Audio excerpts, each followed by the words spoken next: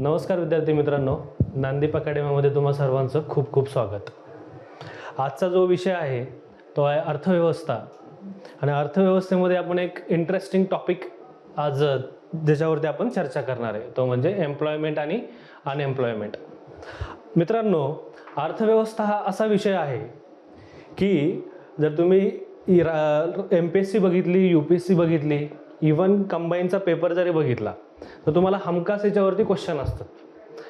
आणि क्वेश्चनचं जर अनालिसिस जर केलं तर तुम्हाला समजून येईल की बरेचसे जे क्वेश्चन्स आहेत ते कॉन्सेप्च्युअल अंडरस्टँडिंगवरती आहेत. इकॉनॉमिक्सचे बरेचसे क्वेश्चन जे आहेत ते कॉन्सेप्च्युअल अंडरस्टँडिंगवरती आहेत आणि काही प्रमाणामध्ये फॅक्च्युअल डेटा आहे. ओके, त्यामुळे सब्जेक्टला आपण अप्रोच करताना पहिल्यांदा कॉन्सेप्च्युअल अंडरस्टँडिंग आणि फॅक्च्युअल डेटा नंतर ॲड करायचा. त्यामुळे conceptual understanding is very must. एकदा तुम्हाला बाउंड्रीज कळली ना सब्जेक्टची तर हा विषय समजायला आणि मार्क्स घ्यायला खूप सोपा आहे. कॉन्सेप्च्युअल फक्त संकल्पना कळल्या पाहिजे. त्यामुळं आजचा जो आहे आपला टॉपिक, कुठला आहे टॉपिक? एम्प्लॉयमेंट आणि अनएम्प्लॉयमेंट. आपण बेसिक टॉपिक जे बेसिक डेफिनेशन्स किंवा बेसिक कॉन्सेप्ट ज्या आहेत कशा संदर्भात एम्प्लॉयमेंट आणि अनएम्प्लॉयमेंट ह्या जाणून घेण्याचा पुढील 30-40 मिनिटांमध्ये प्रयत्न करणार आहे. तर सुरुवात करताना की अर्थव्यवस्था किंवा इकॉनॉमीमधील एम्प्लॉयमेंट आणि अनएम्प्लॉयमेंट हा चॅप्टर. आता हा विषय इतका इंटरेस्टिंग आहे मित्रांनो, तुम्ही कधी पण न्यूजपेपरवर काढा, तुम्हाला एम्प्लॉयमेंट आणि अनएम्प्लॉयमेंट बद्दल काही ना काही चर्चा झालेली दिसेल. एम्प्लॉयमेंट आणि अनएम्प्लॉयमेंट चर्चा का बरं? तुम्ही आज हा विषय बघा, कुठली पण मीडिया घ्या, प्रिंट घ्या, इलेक्ट्रॉनिक मीडिया घ्या, तर तुम्हाला याच्यावरती सातत्याने काही ना काही चर्चा, काही ना काही आकडेवारी, जागतिक राष्ट्रीय संस्था ज्या असतात त्यांचे काही अहवाल, काही ना काही एम्प्लॉयमेंट आणि अनएम्प्लॉयमेंट बद्दल बोलत असतात. हा मुद्दा आज पण रिलेव्हंट आहे, 30 वर्षापूर्वी पण चर्चेत होता. आणि इवन ब्रिटिश राजच्या अगोदर आपण जर जुन्या मध्ययुगीन काळामध्ये जरी गेलं तर हा मुद्दा नक्कीच चर्चेत असतात. परंतु त्यावेळेस अशा कुठल्या संस्था नव्हत्या ज्या रोजगार आणि बेरोजगारीबद्दल आकडेवारी ठेवतील किंवा कार्यरत असतील. आता रिसेंटली खूप मोठ्या प्रमाणामध्ये पर्टिक्युलरली भारत 1950 नंतर स्वातंत्र्य झाला, मोठ्या प्रमाणामध्ये लोकसंख्या वाढली, परंतु त्या प्रमाणामध्ये लोकांच्या हातामध्ये काम भेटलं नाही. ओके, हातामध्ये काम भेटलं, लोकसंख्या खूप मोठ्या प्रमाणात वाढली परंतु लोकांना रोजगार नाही. आणि त्यातून उद्भवणारा जो प्रॉब्लेम आहे तो म्हणजे अनएम्प्लॉयमेंट, बेरोजगारी, जॉबलेस ग्रोथ जे म्हणतो की देशाची वृद्धी झाली परंतु लोकांना रोजगार भेटला नाही, त्या प्रमाणामध्ये रोजगार भेटला नाही. आणि जर तुम्हाला रोजगार भेटला नाही मित्रांनो तर तुम्ही पॉवर्टी इलिमिनेशन कसं करणार? पॉवर्टी इलिमिनेशन आणि रोजगाराचा खूप मोठा संबंध आहे. पॉवर्टी इलिमिनेशन आणि रोजगाराचा खूप मोठा संबंध आहे. हा आपण जसा चॅप्टर पुढे जाईल तसा आपण समजून घेण्याचा प्रयत्न करूया. इनिशियली का आपण बेसिक डेफिनेशन्स ज्या आहेत त्या समजून घेऊ की बाबा हा मुद्दा चर्चेत आहे, कुठला? रोजगार, बेरोजगारी. ध्यानात ठेवा मित्रांनो, राज्यकर्त्यांसमोर कधी पण दोन खूप महत्वाचे मुद्दे राहिलेले आहेत.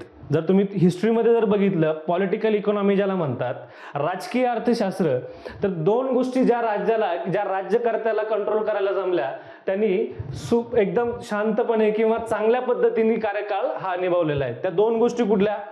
इन्फ्लेशन आणि बेरोजगारी. ज्या राज्यकर्त्याला ह्या दोन गोष्टी कंट्रोलमध्ये करता आल्या तुम्ही चांगल्यापैकी सक्सेसफुल होता असं ठरवलं किंवा तो एक मापदंड आहे की बाबा जर ह्या दोन गोष्टी कंट्रोलमध्ये राहिल्या, कुठल्या? महागाई आणि बेरोजगारी, चांगल्या प्रकारे शासन चालू आहे. चला तर जास्त वेळ न घालवता आपण डायरेक्ट जी बेसिक डेफिनेशन्स आहेत अनएम्प्लॉयमेंट आणि एम्प्लॉयमेंट संदर्भात त्या जाणून घेऊया. आता सगळ्यात पहिल्यांदा डेफिनेशन्स किंवा मोठ्या संज्ञा जाणून घ्यायच्या अगोदर आपण सर्वात बेसिक पासून सुरुवात करू. कार्य म्हणजे काय? काय समजतं? म्हणजे कार्य तुमच्या डोक्यांमध्ये जर आपण एखादा व्यक्ती कार्य करतो इकॉनॉमिक पॉइंट ऑफ व्ह्यू तर तुमच्या डोक्यामध्ये काय येतं? जर एकदम टेक्निकल डेफिनेशन घेतली, तांत्रिक आपण जर संज्ञा घेतली तर कार्य म्हणजे मानवी गरजा पूर्ण करणाऱ्या वस्तू आणि सेवांचे उत्पादन करण्याच्या उद्देशाने जे मानसिक आणि शारीरिक प्रयत्न असतात ना त्याला कार्य म्हणतात.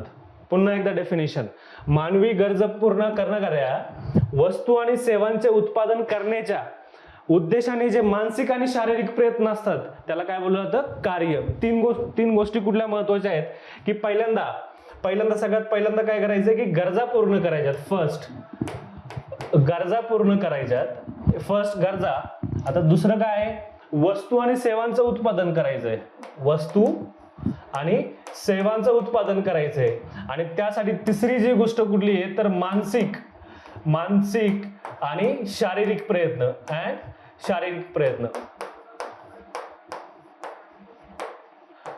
तीन कुठल्या गोष्टी आहेत की आपल्याला मानवी गरजा पूर्ण करायच्यात.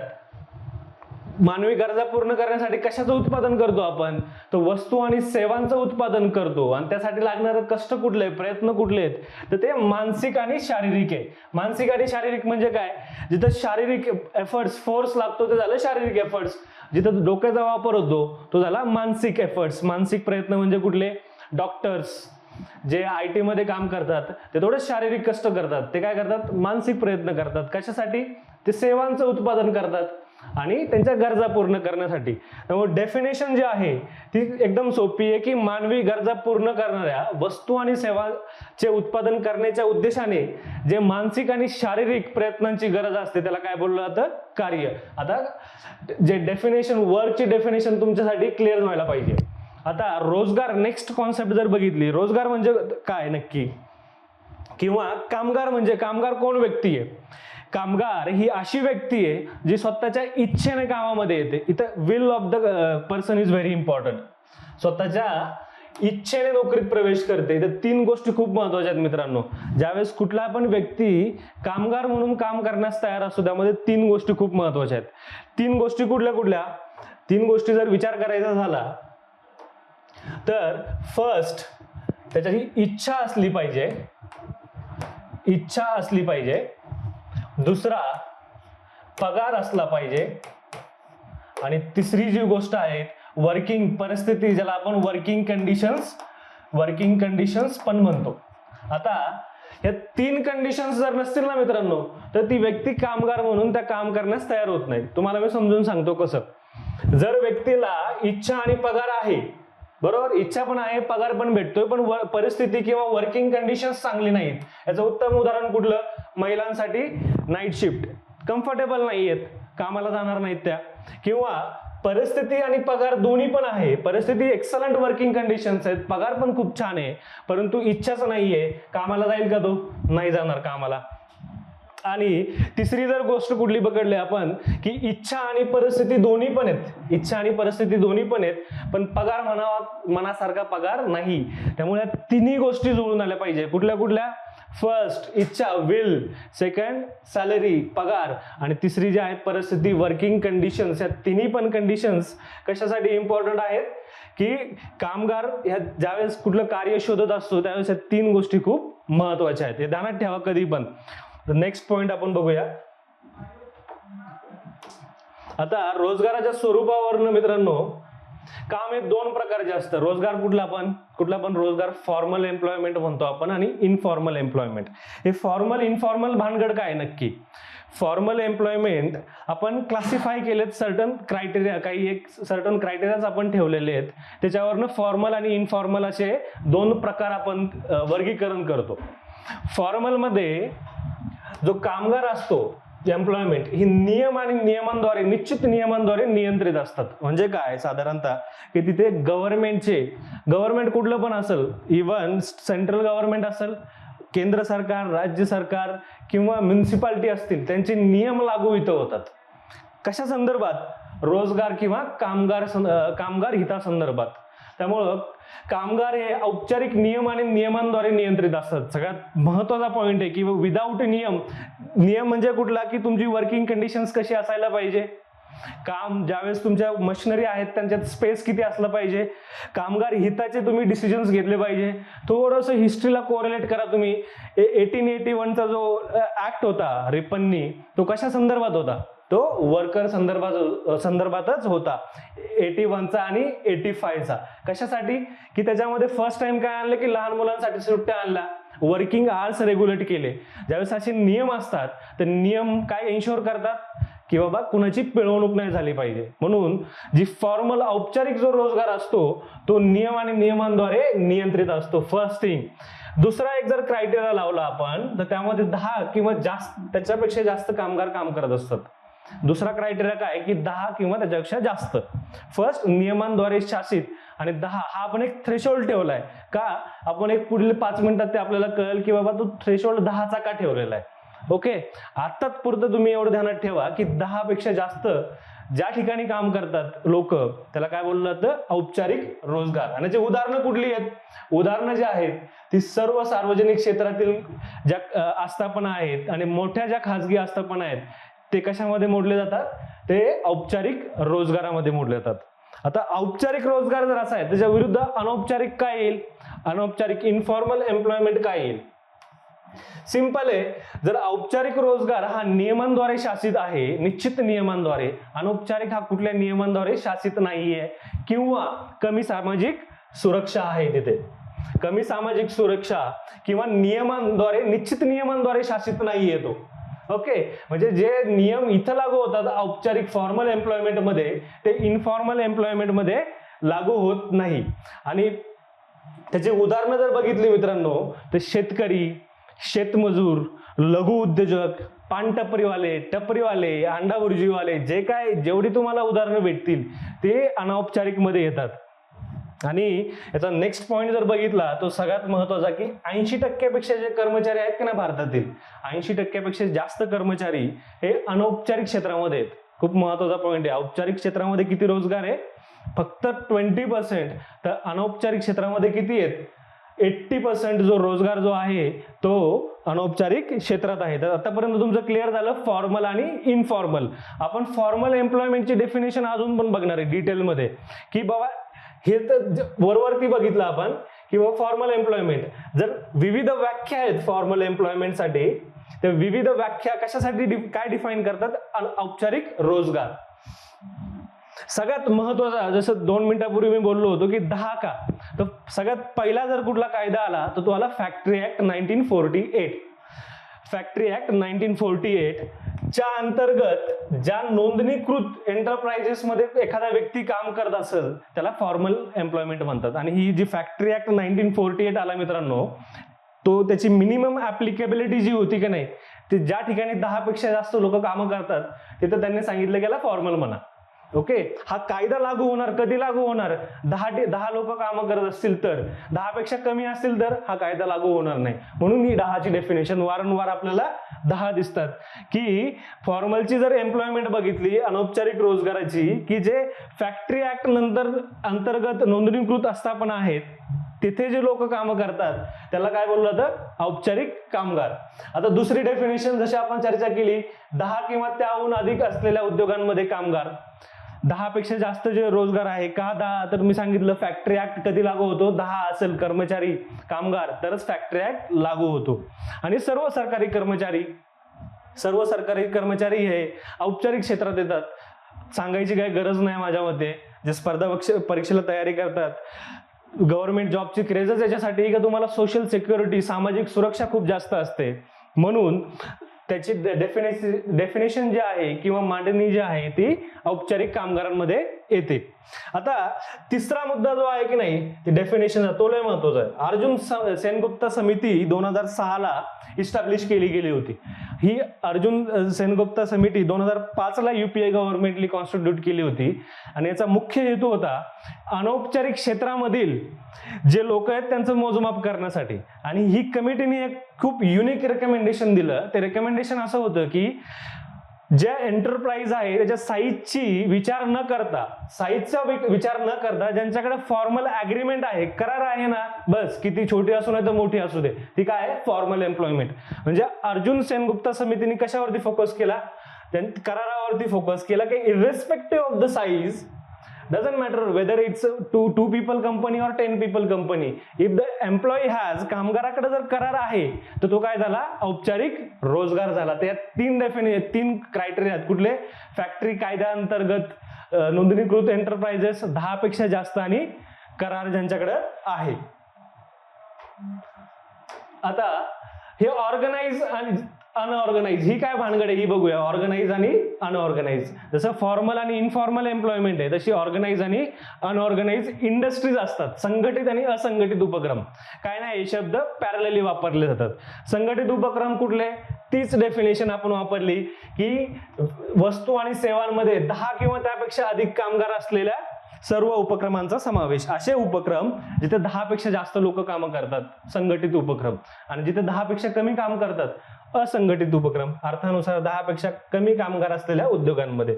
संघटित फॉर्मल आणि इनफॉर्मल एम्प्लॉयमेंट असते. ऑर्गनाइज आणि अनऑर्गनाइज इंडस्ट्रीज असतात, उपक्रम असतात. पण हे शब्द एक्सचेंज म्हणजे पॅरलली वापरले जातात. चला, फॉर्मल झालं, इनफॉर्मल झालं, ऑर्गनाइज झालं, अनऑर्गनाइज झालं.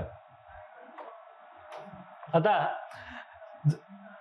मुख्य आपला ज्यावेळेस टॉपिक आपण सुरुवात करू तर त्याच्या अगोदर रोजगारीचे आणि बेरोजगारीचे आपण काही वैशिष्ट्य जाणून घेऊया की वैशिष्ट्य कुठली कुठली आहेत. सगळ्यात पहिल्यांदा आपल्याला जर वैशिष्ट्य भारतीय रोजगाराचे ज्यावेळेस वैशिष्ट्य बघतो तर त्यावेळेस आपल्याला ग्रामीणीकरण आढळतं, अनौपचारिकीकरण आढळतं, कॅज्युअलायझेशन आढळतं आणि मर्दानीकरण आढळतं.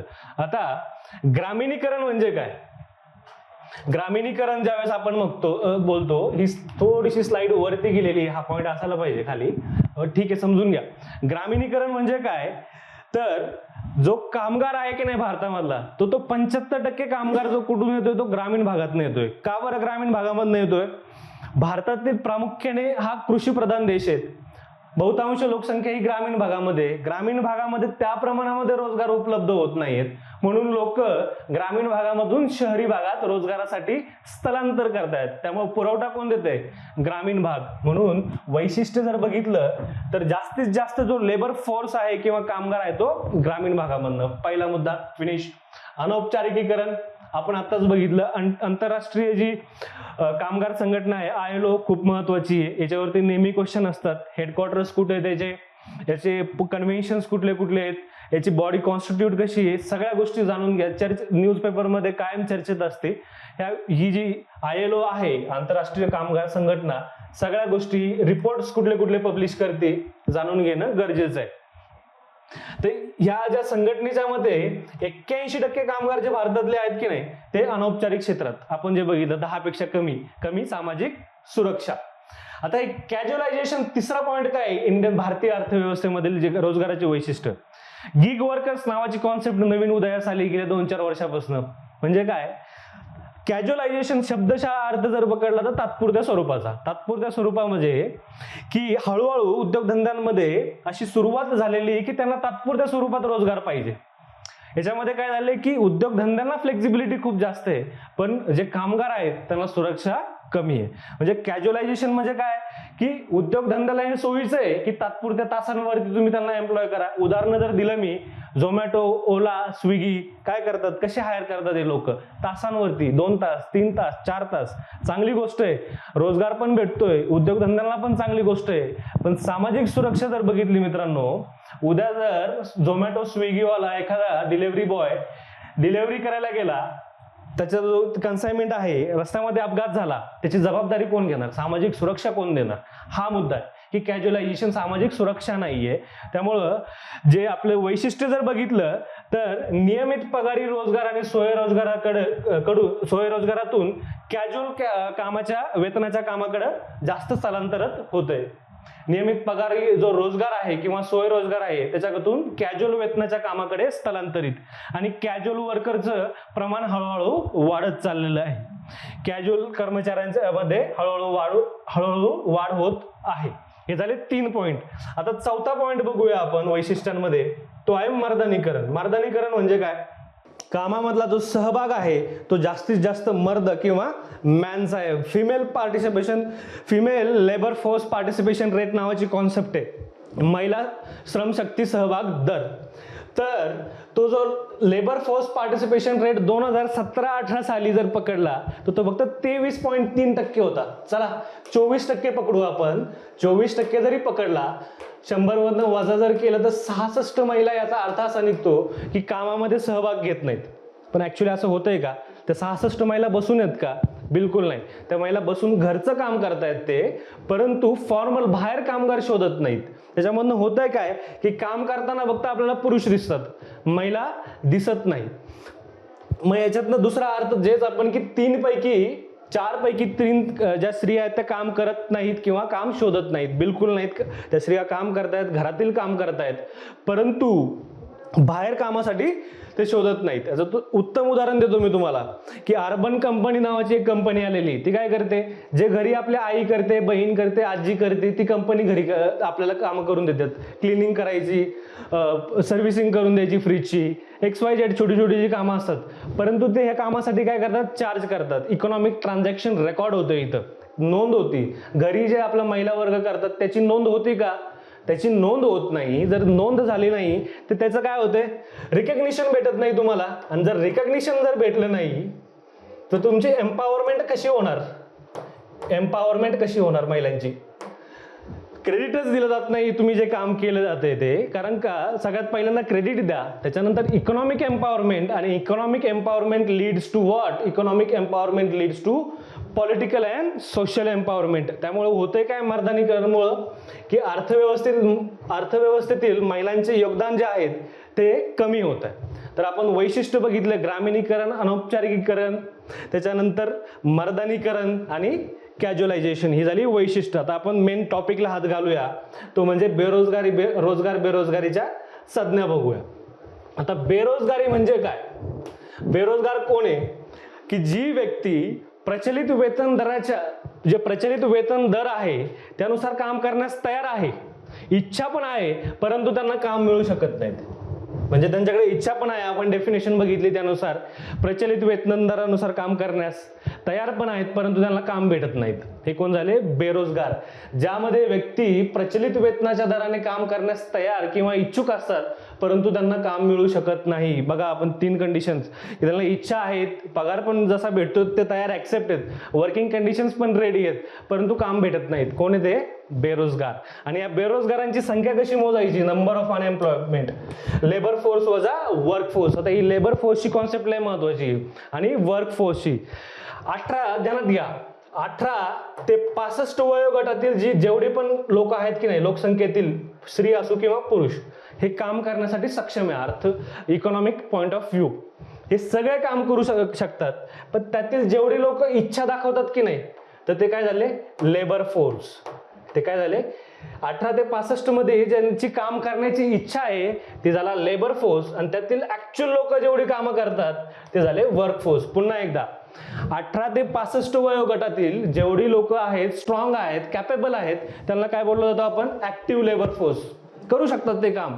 त्यातील जे इच्छा दाखवतात काम करण्यासंदर्भात, काही कारणास्तव काम करत नाहीत, शिक्षण घेतात, महिलांसाठी बाबा एक याचा प्रेग्नन्सीचा पिरियड असतो, नाही दाखवत, तर कॉम्प्रोमाइज करतात ना, की बाबा नंतर काम करू, आता सध्या त्यांच्याकडे इच्छा नाहीये. त्यातील 18 ते 65 मधील जी लोक इच्छा दाखवतात त्यांना बोललं जातं की पोटेन्शियल लेबर फोर्स, आणि त्यातील ऍक्च्युअल लोक जी कामं करतात ती काय झाली, वर्क फोर्स. आणि वर्क फोर्सचं कोण आहे, काम करणारे किंवा आर्थिक क्रियांमध्ये गुंतलेले असणारे, ते कोण झालं, वर्क फोर्स. आणि लेबर फोर्स कुठला, वर्क फोर्स प्लस आर्थिक क्रियांमध्ये गुंतलेले नाहीयेत. आर्थिक क्रियांमध्ये गुंतलेले नसणे, काम मिळवण्यासाठी ठोस प्रयत्न करणे, किंवा काम उपलब्ध जर असेल तर कामासाठी तयार राहणं, रेडी राहणं. म्हणजे ते काय झालं, थोडक्यात कामासाठी तयार आहेत, काम शोधतायत ते. म्हणजे लेबर फोर्स कोण आहे, वर्क फोर्स जो आहे तो, आणि ज्यांना काम भेटत नाहीये ते. म्हणून नंबर ऑफ अनएम्प्लॉयड आपण कसा काढला, की लेबर फोर्स वजा जे लोक कामाच्या शोधामध्ये, जे लोक ऍक्च्युअल मध्ये काम करतायत, जे उरलेले आहेत ते अनएम्प्लॉयड आहेत. सिंपल, अनएम्प्लॉयड, बेरोजगारी आपण अशी मोजतो. चला आता नेक्स्ट पॉइंट बघू की बेरोजगारीचे प्रकार कुठले आहेत. शेवटचा जो टप्पा बघितला आपण, तो टाइप्स ऑफ अनएम्प्लॉयमेंट खूप महत्वाचे आहेत. वेगवेगळे बेरोजगारीचे आपण आपल्या सोयीनुसार प्रकार वर्गीकरण केलेले आहेत. कुठले, सायक्लिकल अनएम्प्लॉयमेंट, स्ट्रक्चरल, सायक्लिकल झालं, फ्रिक्शनल झालं, स्ट्रक्चरल. हे काय अशी मोठमोठाले नावं वाटतात, स्ट्रक्चर, फ्रिक्शनल, समजून सांगतो व्यवस्थित, किंवा नक्की आहे काय. किंवा रिजनल, प्रांतीय म्हणतो आपण, किंवा पुण्यामध्ये रोजगार आहे, अमरावतीमध्ये नाहीये, नागपूरमध्ये नाहीये, अमेरिकेत आहे तर भारतात नाहीये. रिजनल, जशी रिजन वाईज डिफर होती ती. सीझनल, हंगामानुसार, आणि व्हॉलंटरी, ऐच्छिक. एक ढोबळ वर्गीकरण केलेलं आहे. आपण एक पुढे 6-7 जे बेरोजगारीचे प्रकार आहेत ते नेक्स्ट स्लाइडमध्ये बघणार आहे. आता सगळ्यात पहिल्यांदा जर बघितलं तर ती आहे चक्रीय बेरोजगारी. चक्रीय म्हणजे काय? Cyclical unemployment. चक्रीय म्हणजे काय असेल की एक अर्थव्यवस्थेचं चक्र असतं आणि ते चक्र कुठलं? रिसेशन आणि बूम. रिसेशन झालं काही बूम. आता हे दोन सायकल आहेत की नाही, रिसेशन आणि बूम कंटिन्यू असतात. की जर तुमच्या इकॉनॉमीमध्ये बूम असेल काही काळानंतर रिसेशन येणार, रिसेशन आल्यानंतर काही दिवसानंतर बूम येणार. म्हणजे काय? कशाची उदाहरणं आहेत? बूम हे उदाहरण कशाचं आहे? मागणी संदर्भामध्ये. अर्थव्यवस्थेमध्ये मागणी किती आहे? जर मागणी सर्वोत्तम असेल, सगळ्यात जास्त मागणी असेल, तर वस्तू आणि सेवांचं काय? मागणी जास्त. ते तयार करण्यासाठी, उत्पादन करण्यासाठी रोजगारांची आवश्यकता जास्त. परंतु वस्तू आणि सेवांची मागणीच कमी, ते बनवणार कोणासाठी? रोजगारांची मागणी कमी, आणि त्यातनं काय जे घडतं ते बेरोजगारी, रिसेशन डायरेक्टली अफेक्ट करतं. आणि या चक्रातनं जी उद्भवती की नाही बेरोजगारी, त्याला बोललं जातं चक्रीय बेरोजगारी. रिसेशन आणि बूम. ज्यावेळेस बूम असते त्यावेळेस बेरोजगारीचा प्रश्न नाहीये, परंतु ज्यावेळेस रिसेशन असतं, रिसेशनमध्ये मात्र तुम्हाला प्रचंड मोठ्या प्रमाणामध्ये बेरोजगारी बघायला भेटते. कारण का? मागणीच नाही अर्थव्यवस्थेमध्ये वस्तू आणि सेवांचं. म्हणून रोजगारासाठी सुद्धा पण कोणी तुम्हाला हायर करत नाहीये. उदाहरण, जेव्हा अर्थव्यवस्था चांगली चालत असते, जसं बघितलं तर वस्तूंना जास्त मागणी असते, परंतु अर्थव्यवस्था खराब चालते किंवा मंदावते, त्याच्या उलट परिस्थिती असते. याचं उत्तम उदाहरण कुठलं आहे? युएसचं जे सबप्राईम संकट होतं 2008-9 साली, तर ते काय होतं? रिसेशन, मंदी होती ती, आणि त्यातून बऱ्याचशा लोकांचे रोजगार गेले होते. कशामुळे? हे व्यापारी चक्रच होतं. त्याच्यानंतर काय झालं? बूम आली. समजलं तुम्हाला? व्यापारी चक्रानुसार जी बेरोजगारी उद्भवते त्याला सायक्लिकल अनएम्प्लॉयमेंट म्हणतात. आता फ्रिक्शनल काय? हे घर्षण बेरोजगारी म्हणजे काय? काय घर्षण म्हणजे नक्कीच काय समजते? घर्षण बेरोजगारी म्हणजे एखादी व्यक्ती नोकरी सोडते किंवा गमावते, काढून टाकलं किंवा त्यानेच सोडून दिलं, आणि नवीन नोकरी लागेपर्यंतचा जो मधला जो काळ आहे की नाही, त्याला फ्रिक्शनल अनएम्प्लॉयमेंट म्हणतात. म्हणजे मला नोकरीवरनं काढून टाकलं किंवा मीच नोकरी सोडली, बस करायचं नाही, मला वाटलं नवीन पटकन रोजगार भेटेल, पण तो रोजगार भेटला नाही मला.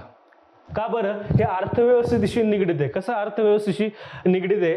जर अर्थव्यवस्था चांगली कामगिरी करत नाही तेव्हा घर्षण बेरोजगारी उच्च पातळीवरती असते. ओके, पण ज्यावेळेस अर्थव्यवस्था चांगली कामगिरी करते, घर्षण बेरोजगारी कमी पातळीवरती. उदाहरण सांगतो, रिसेंटली 2 वर्षामध्ये आय टी मध्ये कामं करतात, एका वेळेस 3 जॉब ऑफर.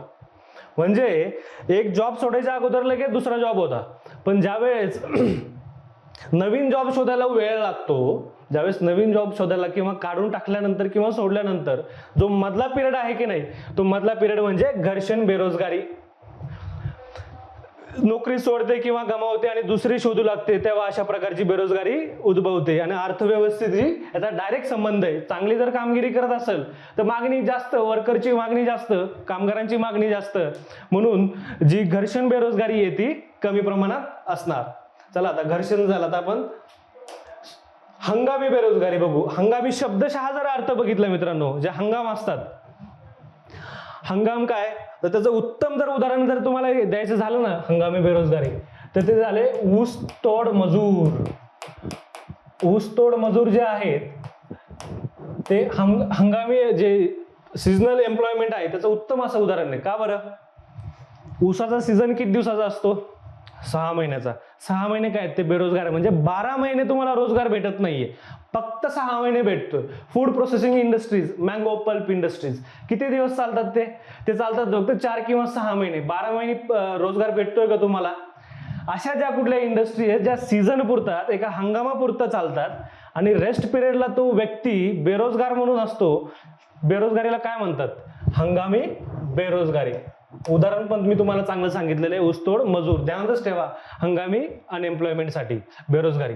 आता हे स्ट्रक्चरल तुम्हाला वाटेल की हे स्ट्रक्चर म्हणजे काय? बाबा शब्द लय मोठा आहे. समजायला गेलं त्याच्यात 2 गोष्टी खूप महत्वाच्या आहेत. पहिल्यांदा टेक्नॉलॉजी आणि चॉईस आणि प्रेफरन्सेस. चॉईस आणि प्रेफरन्सेस. आता हे चॉईस आणि प्रेफरन्सेस कुणाच्या? याच्यामध्ये 2 गोष्टी आहेत. ज्यावेळेस तुमच्या अर्थव्यवस्थेचं फाउंडेशनच बदलतं त्याला काय म्हणतात? Structural unemployment. म्हणजे ज्यावेळेस तुमच्या अर्थव्यवस्थेमध्ये टेक्नॉलॉजिकल चेंजेस झालेले आहेत तर त्यातनं काय जी उद्भवते की नाही बेरोजगारी किंवा त्याला काय बोललं जातं स्ट्रक्चरल. उदाहरण देतो मी तुम्हाला सिम्पल. 90s पर्यंत टाईप रायटिंग होती बरोबर. त्यानंतर काय आला कॉम्प्युटर आला. आता ज्या लोकांनी कॉम्प्युटरला ऍडजस्ट नाही केलं त्यांनी काय बेरोजगार झाले ते बरोबर आहे की नाही. पहिल्यांदा कुठलं टेक्नॉलॉजीमुळे तुमच्या अर्थव्यवस्थेमध्ये बदल झाला. पहिल्यांदा टाईप रायटिंग होती नंतर कॉम्प्युटर आला. ज्या लोकांकडे कॉम्प्युटर हँडल करण्यासाठी स्किल नव्हते ते कशामुळे बेरोजगार झाले स्ट्रक्चरल. त्यांची जी बेरोजगारी जी आहे की नाही त्याला काय बोललं जातं स्ट्रक्चरल बेरोजगारी. आणि आता चॉईस अँड प्रेफरन्सेस कशामुळं.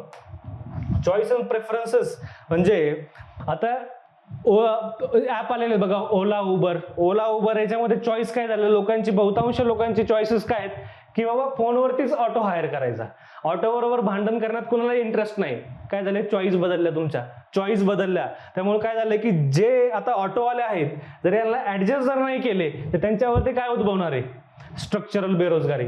त्यामुळे अशी बेरोजगारी जी टेक्नॉलॉजिकल चेंजेस होतात अर्थव्यवस्थेमध्ये किंवा कंझ्युमरच्या आवडीनिवडीमध्ये बदल होतात त्यातून जी उद्भवते ती कुठली झाली स्ट्रक्चरल बेरोजगारी. त्याची उदाहरणं मी तुम्हाला 2 ठिकाणी 2 उदाहरणं दिलेली. आता न्यून रोजगार काय अंडर एम्प्लॉयमेंट म्हणजे की तुमच्या क्षमता स्किल सेट हा आहेत पण त्यानुसार जो रेम्युनरेशन भेटते जो पगार भेटतो तो कमी आहे. म्हणजे skill set doesn't match to your remuneration. त्यातून जी उद्भवणारी बेरोजगारी किंवा रोजगार आहे त्याला काय बोललं जातं अंडर एम्प्लॉयमेंट. की जिथं तुम्हाला 50,000 रुपये भेटायला पाहिजे 50,000 रुपये भेटायला पाहिजे तिथं तुम्हाला किती भेटतायत 50च्या ऐवजी किती भेटतात 25 भेटतात. 25 भेटायला पाहिजे तिथं किती भेटतायत तुम्हाला 10च भेटतायत. म्हणजे तुमचे स्किल सेट जास्त आहेत परंतु तुम्हाला पुरवठा जास्त असल्यामुळं जो पगार भेटतोय तो कमी भेटतोय. म्हणून आपण बघतो की क्लर्कसाठी एमबीए ज्यांचं एज्युकेशन झालंय ती लोक अप्लाय करतात. का बरं रोजगार उपलब्ध नाहीत म्हणून हायर स्किल सेटवाले लोक छोटे जिथं गरज कमी स्किलची त्यासाठी अप्लाय करतात. उदाहरण कशाचं आहे अंडर एम्प्लॉयमेंट. आता ही छुपी बेरोजगारी काय डिस्गाईज अनएम्प्लॉयमेंट म्हणतात. लपलेली बेरोजगारी. अजून एक मराठी शब्द आहे सदिच्छ काहीतरी असा ह्या पद्धतीचा एक शब्द आहे. छुपी म्हणजे काय 2 एकर शेती 8 लोक कामाला. जिथे 4 एक्स्ट्रा लोक जे आहेत खरं काम 4च लोकांचं आहे ते एक्स्ट्रा जे 4 आहेत की नाही ते अननेसेसरी त्यांचा प्रोडक्टिव्हिटीशी काही संबंध नाही. उरलेले जे 4 लोक जे आहेत की नाही तर त्यांचा प्रोडक्टिव्हिटीशी काही संबंध नाही. त्या 2 एकर क्षेत्रामध्ये फक्त 4च लोकांचं काम आहे परंतु तिथं 8 लोक काम करतायत. त्या 4 लोकांना बाजूला काढा मित्रांनो. आणि अर्थव्यवस्था काय सांगते अर्थव्यवस्था सांगते की ऑप्टिमम युटिलायझेशन ऑफ रिसोर्सेस. तुमच्याकडे जे रिसोर्सेस आहेत त्यांचं ऑप्टिमम युटिलायझेशन झालं. Because resources are limited where challenges are unlimited. म्हणून तुमचे जे रिसोर्सेस आहेत त्यांचा चांगल्यात चांगला वापर झाला पाहिजे. चांगल्यात चांगला बेस्ट ऑफ बेस्ट यूज. म्हणून हे 4 जे आहेत की नाही छुपे आहेत आपल्याला वाटते ते काम करतायत पण ऍक्च्युली ते काम करत नाही. ती काय आहे बेरोजगारी आहे कुठली छुपी.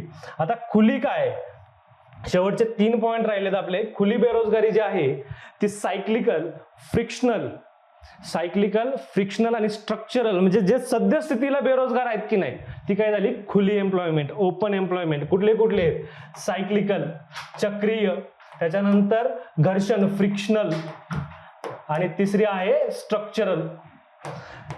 सायक्लिकल व्यापारी चक्रामुळे अनएम्प्लॉयड येतो बेरोजगार आहे.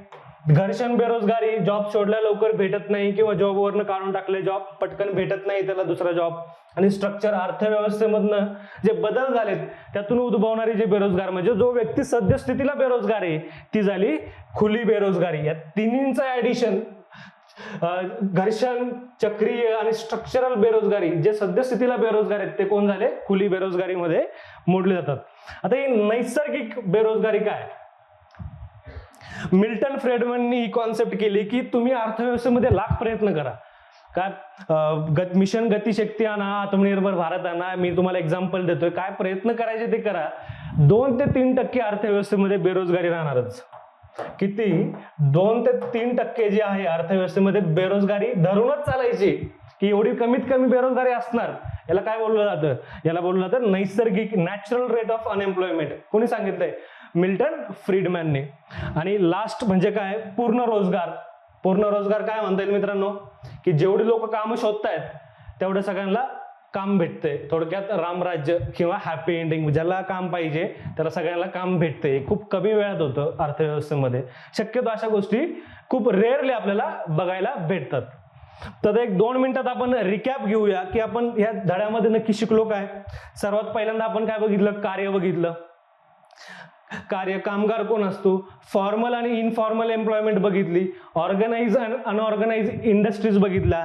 त्यानंतर नेक्स्ट पॉईंट जो बघितला आपण तो कुठला बघितला की भारतीय रोजगाराचे स्वरूप कुठले कुठले आहेत. कुठले आहे, मर्दानीकरण आहे, मस्क्युलायझेशन आहे, कॅज्युअलायझेशन आहे, ग्रामीणीकरण आहे. त्यानंतर बेरोजगारी कशी मोजली जाते, labour force, number of unemployed labour force वजा वर्क फोर्स. आणि लास्टला काय बघितलं आपण, टाइप्स ऑफ अनएम्प्लॉयमेंट, विविध, फ्रिक्शनल, स्ट्रक्चरल, सायक्लिकल, सीझनल. तर मी आशा करतो की आता हे झालंय पूर्ण चॅप्टर बद्दल. मी आशा करतो की या चॅप्टर मधल्या बऱ्याचशा कॉन्सेप्ट तुमच्या क्लिअर झाल्या असतील. एनी डाऊट असेल, काही तुम्हाला कळलं नसेल, कमेंट बॉक्समध्ये ऍड करा. मी नक्की तुमच्यापर्यंत पोहोचण्याचा प्रयत्न करेन. चलो, थँक्यू.